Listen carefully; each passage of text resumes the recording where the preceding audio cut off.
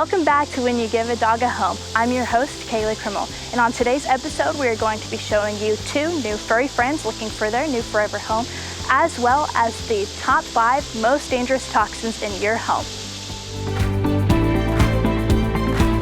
This here is Benjamin. He's about 1 year old. He normally is pretty playful, but he seems to just want some attention right now. He does do good with other dogs as well. This is Grace. She is a 2-year-old terrier mix. As you can see here, she is pretty relaxed and laid back. She does do well with other dogs, and she probably would do good with kids as well.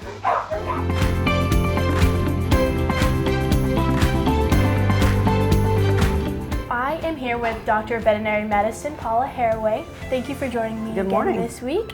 I just have a couple questions again. This week I am talking about toxins. So what are some of the most common household toxins that an animal could get a hold of? Well, we'll talk about the 5 most common that are almost in a lot of people's homes, and that they most likely to be something your pet might get into. The most likely one for your animal to get into would be something that you have put out for mice or rats.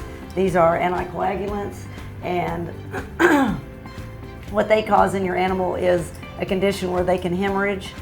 And if you have any suspicion that your animal might have eaten barbate or any type of poison that you might have put out for a small rodent in your home, you need to act immediately, because there's a little bit of a relayed time frame there, but it can be very, very dangerous to your pet. The next one would be chocolate, which is probably the most common one that your animal might get a hold of. It's not quite as an immediate a reaction, but if they ingest enough of it, it can cause cardiac arrhythmias and seizures.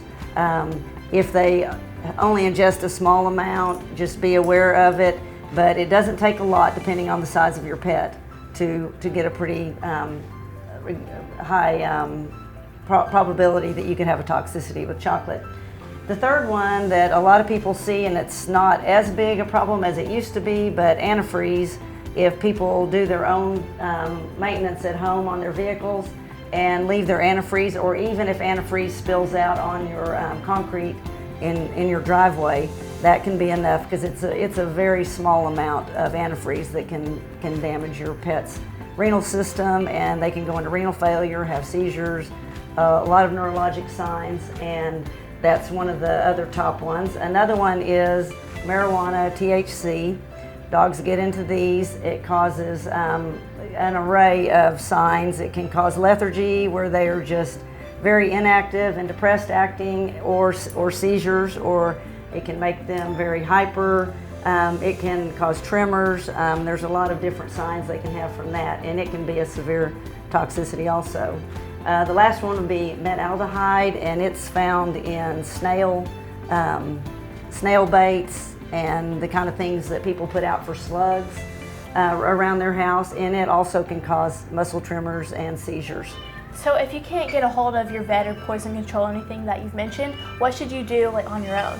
So if you think that they have just recently ingested something that could be a toxin to them, you can, if it's within about the last hour, 1 to 2 hours, there's a good likelihood that if you cause vomiting yourself, if the toxin was not a caustic or a corrosive type substance, then we'll try to get that off of their stomach before it is absorbed, because the main purpose is to slow absorption so that you don't get the significant side effects of that toxin.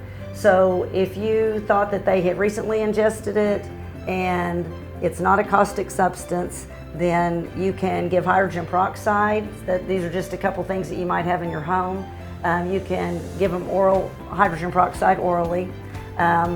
If they don't respond to that, you can repeat it in about 30 minutes. Cut it with some water, because the full strength could be a little irritating to them.